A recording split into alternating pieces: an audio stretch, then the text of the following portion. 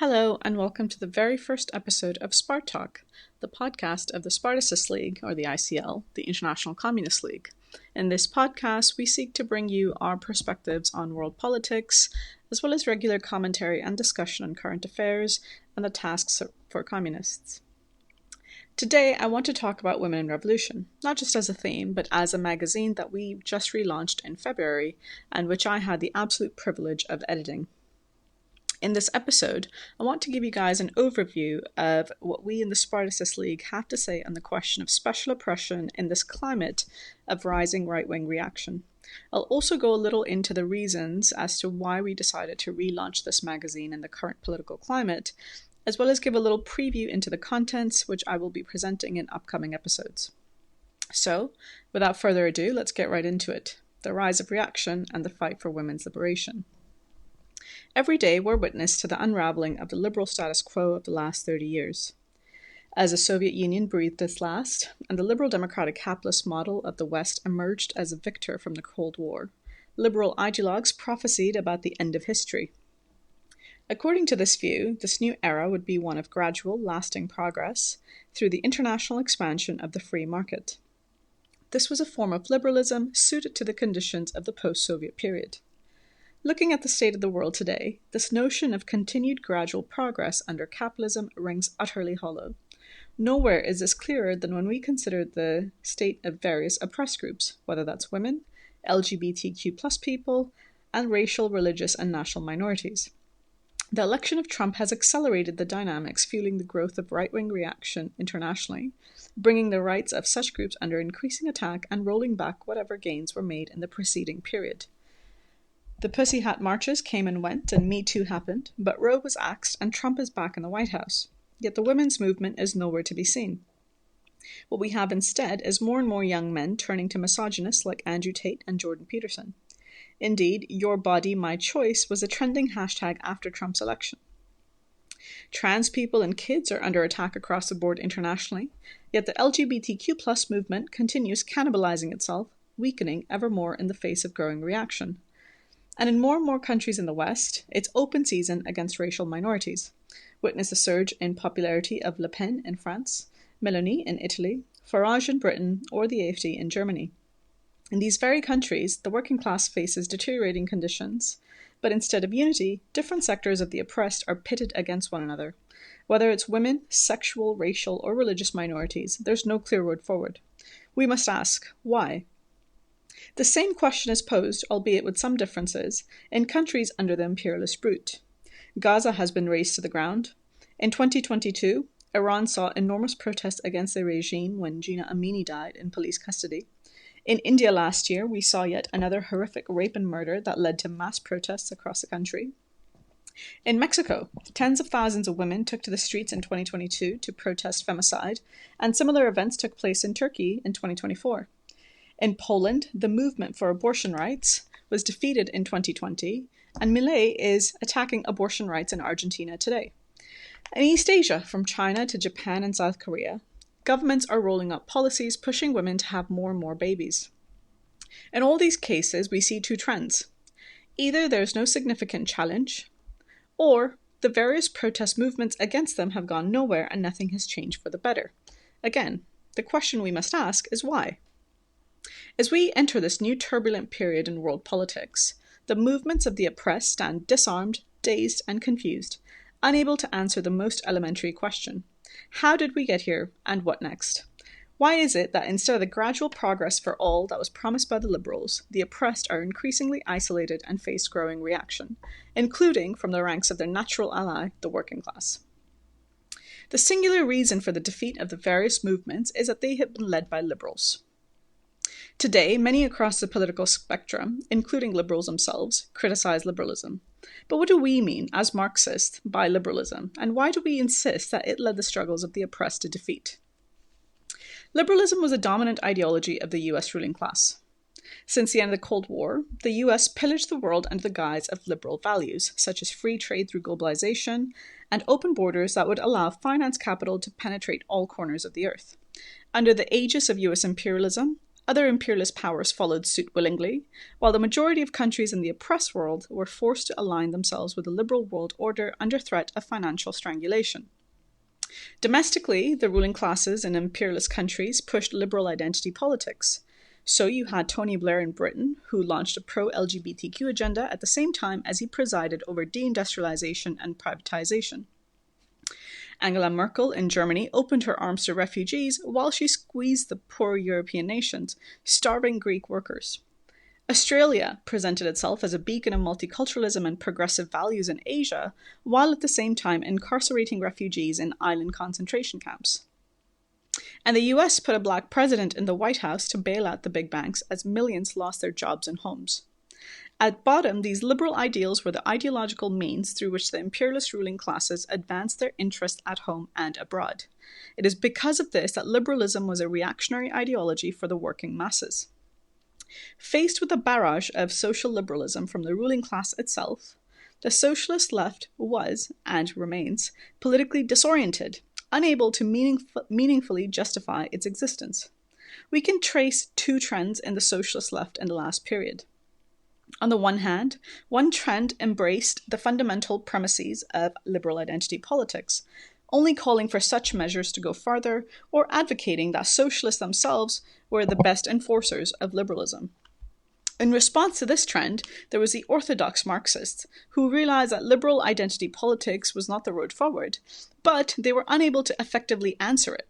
As a result, they stood aside from the various movements in favor of the, quote, pure class struggle. However, at the end of the day, both trends amounted to a complete political adaptation of liberalism, since neither could effectively answer liberal identity politics from the point of view of the interests of the working class. This failure on part of the left meant that the various struggles were left in the hands of liberals. In other words, the interests of the oppressed were left to be defended through the ideology of the imperialists. The simple reason why liberalism betrayed the interests of the oppressed is because liberalism kept these struggles within bounds acceptable to the ruling class. This ensured from the outset that these struggles would not challenge the status quo, but would instead channel the energy of the masses into this or that cause, usually in opposition to another social group. The bulk of the left, having hitched itself to the liberal bandwagon, failed to present itself as a serious alternative to the status quo. These dynamics created a huge gulf between the working class and specially oppressed groups, and divisions within the working class itself. As enlightened liberals used woke politics as a battering ram against the, quote, backward working class, more and more segments turned to right-wing challengers to the status quo, like Trump and Le Pen, out of sheer revulsion. The result is a working class divided along lines of who's progressive versus who's backwards, instead of uniting in opposition to the common exploiter, the ruling class itself. The decline of US hegemony today has only accelerated these trends, and absent a real socialist challenge, these trends only promise to get worse. The re-election of Trump marks a decisive break with liberalism. While liberalism is not dead as a political force, it is no longer the dominant ideology of US imperialism. Following the American elections, we explained, in an article called Trump's Comeback, The Death of Liberalism, and I quote, "When the US stood as the uncontested world power, it could afford the luxury of liberal democracy at home and abroad. Now that the pressure is increasing on all fronts, liberalism is an unnecessary hindrance to US global dominance. There was always a mailed fist under the velvet glove, but now the glove is too expensive and it's coming off." End quote. So, as the velvet gloves come off and liberals ditch their various causes of yesterday, it will be the most oppressed in society that find themselves on the receiving end of this mailed fist. Now, let me talk a little bit about why the ICL relaunched Women in Revolution in this political context that I've just laid out. So, the political context, if we watch the news any hour, any day, is obviously shifting for the worse. What's needed in the left is frank and broad-ranging political debate that can thrash out the burning question. Where do we go from here? How do we go forward? Instead of confronting this question, however, the left is either liquidated into various movements, waiting for them to be resuscitated by external factors, or it's busy discussing communism and revolution in the abstract, divorced from the conditions of today. Neither one of these will do. The left has spent far too long being an irrelevant factor in the struggles of the oppressed. As a result, it finds itself isolated from the masses in most countries. So it's in order to help bridge the gap between the left, the interests of oppressed sectors, and the working class that we decided to relaunch Women in Revolution. Historically, this journal grew out of our interventions into the radical women's movement in the US in the 1970s. We fought for a road forward for women's struggles in keeping with a Leninist determination to be a tribune of the oppressed in the workers' movement. So, in the inaugural issue of this journal, published in 1971, its manifesto stated at the time, and I quote, "Our liberation and the liberation of the working class go hand in hand. We shall not separate ourselves from the mainstream of the revolutionary movement, but shall make our struggle an integral part of it." End quote. Our political struggles with the left wing of the women's movement in the San Francisco Bay Area, New York, and Boston resulted in substantial recruitment to and enrichment of the Spartacist League. This work also drew other leftists and groups such as the Buffalo Marxist Caucus, as well as the gay liberation collective Red Flag Union, to politically fuse with us, that is, become members of our organization. Jim Robertson, a founding member of the Spartacist tendency, saw Women in Revolution as a journal whose remit extended to social issues more broadly. If we browse old issues, we find regular publication of articles on sexuality, black oppression in the US, as well as international struggles such as the state of women in Castro's Cuba. Most of these articles were written in polemical opposition to the feminists and the reformist left. Women in Revolution also included archival pieces on things such as the history of the women's movement and the labor and communist movements in Europe, as well as cultural pieces on art, architecture, and anthropology. Now, over the course of roughly 25 years, this journal gained a dedicated following. However, in 1998, our organization decided to cease its publication as a special journal and instead publish Women in Revolution pages in our theoretical journal, Spartacist.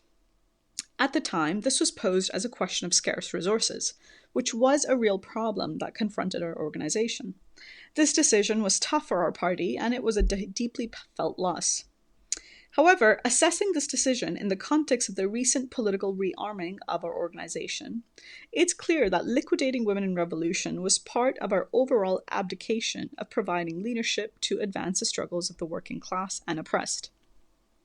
This decision left the fight against women's oppression in the hands of the dominant liberalism of the period, and only fostered the illusion that reformism and liberal identity politics are the road forward.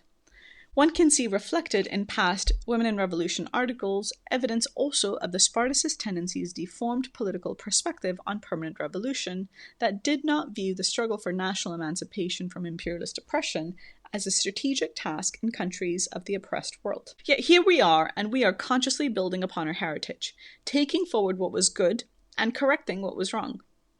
The relaunch of Women in Revolution today is possible only because of the political rearming of our organization, central to which has been our understanding of the role of communists. What is it that communists are meant to do?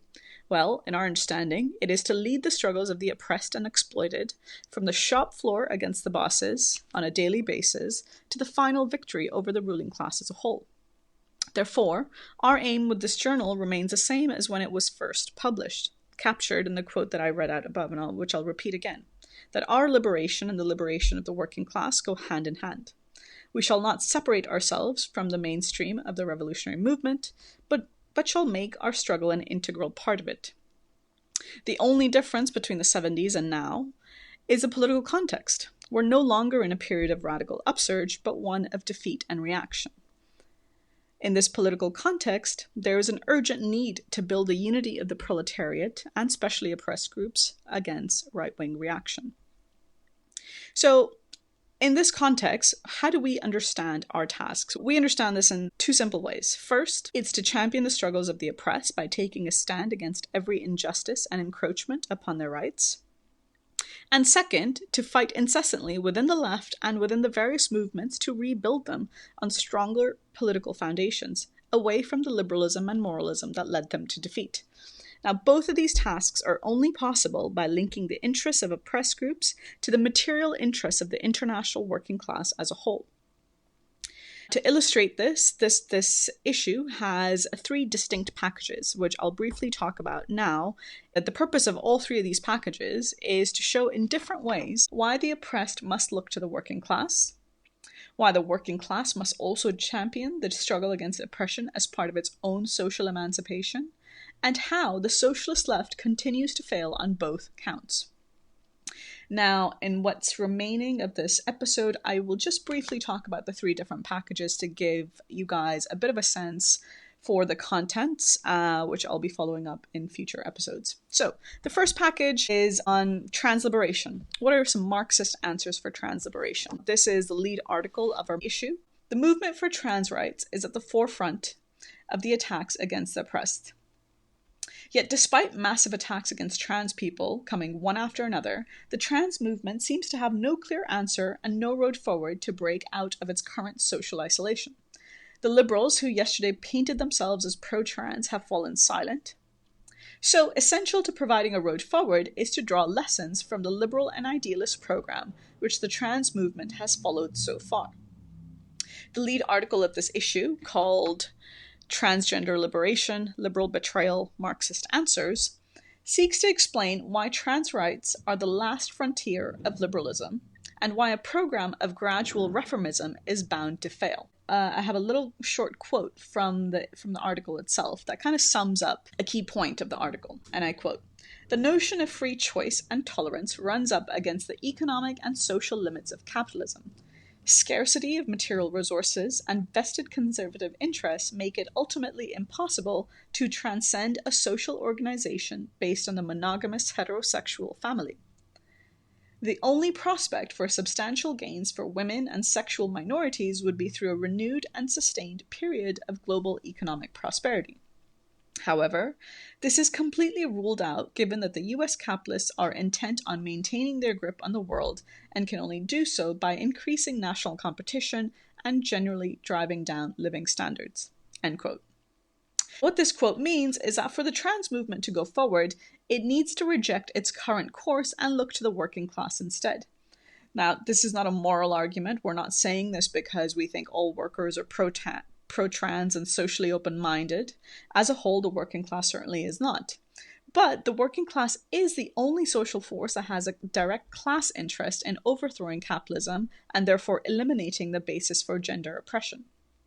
So that's a little bit about the main article. Accompanying this broad-ranging theoretical piece are two shorter articles. One opposes Trump's sports ban against trans people, and another short article, which is actually a reprint of an article we published last year in our British paper that opposes the caste review. This short little article is quite important because it shows why the defense of the rights of all trans people, regardless of age, requires a complete rejection of the moral principles propagated by the bourgeoisie. Okay. Now, the second package is what I like to call anti-imperialism and women's liberation. And we've got three articles about this broad theme. So there's a back page article called Anti-Imperialism and Women's Liberation. There's an article on China as well as India. And a reprint, actually, of an article we wrote in 2023 on Mexico. So what's the point of this package? It's about the conditions of women in countries oppressed by imperialism. The main article on this seeks to explain why the fight to improve women's conditions is inseparable from the fight for national emancipation from imperialism. The basic argument it puts forward is that without attacking the material foundations of women's oppression, attempts to improve conditions for women can and often do provoke a backlash. We illustrate this dynamic through recent examples of social struggles, including the Rojava Revolution, as well as the Women Life Freedom movement in Iran. This is our application of Trotsky's perspective of permanent revolution to the woman question. Now, there's an article on China. It's called Women in China, Slaves of the Family or Fighters for Revolution, written by two of our comrades. And this article kind of just actually looks at the woman question in China today and puts it into the context of how the CPC is seeking to navigate these turbulent waters of world politics, and why really the woman question is kind of at the heart of the strategy of the CPC. The other article is called RG Carr, Rape and Murder, What Should Communists Do?